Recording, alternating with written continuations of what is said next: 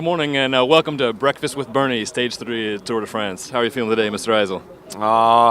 I'm okay. Just I had a kind of mental breakdown yesterday after crashing in the first corner, and I have to apologize again to the boys. And the boys did a great ride. I just panicked in that corner. I just came out of my pedal before the corner. No idea what happened. I just clicked back in that moment the corner came up. And I was inside of TJ, hit the barrier, and my front wheel slipped. And I thought, like, okay, I have it. And then I just still went down like a sack. And I'm just, sorry to the boys. Oh, mistakes happen. There's certainly no hard feelings here within the team. There's only 5 seconds off. Everybody's still in a good position. And speaking of mistakes happen, as a matter of fact, Villeneuve's had a little technical glitch of our own yesterday. We messed up the audio and we were unable to deliver yesterday's Breakfast with Bernie segment. So we apologize for that. But today, everybody's back on track. Hopefully. All right. So, Bernie, for most quality racing fans know you're a strong professional rider in your own right. You won Ghent-Wevelgem in 2010. This year, you were up there in the top 10 at that race, and at Paris-Roubaix, you were in there at the kill with Lars Bach. But at the Tour de France, you're here to shepherd other riders around. Tell us a bit about your role here at the Tour de France. Yes. When I came to this team, I was a number 1 sprint, and then this Mark Cavendish came around, and he's like, Mark Cavendish. He showed me how to sprint, and I was like, okay. And now it was easy for me to make the decision to help him in every race, and of course in the Tour de France.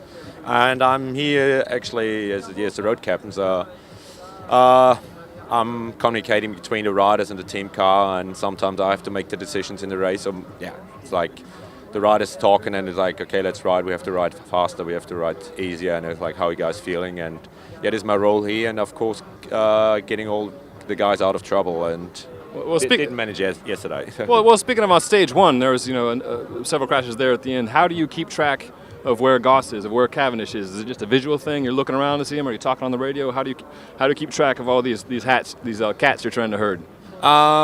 Stages like the first stage was like it was nervous and crazy and so many spectators. The only chance you have to look back, and you have to go back sometimes, and you have to get them because on the radio you can't hear anything, and the spectators are so loud. So it's just a visual thing, and you just sometimes you feel if they stay on your wheel, and okay, they're all in line. But as soon you go through a small gap, you start looking back, okay, did they make it through this gap or not?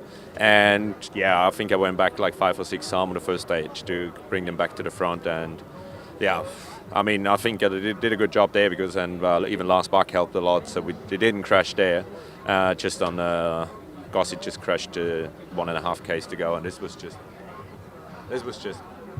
probably bad luck or something. And it's like didn't work out. Let's hope for a better day today.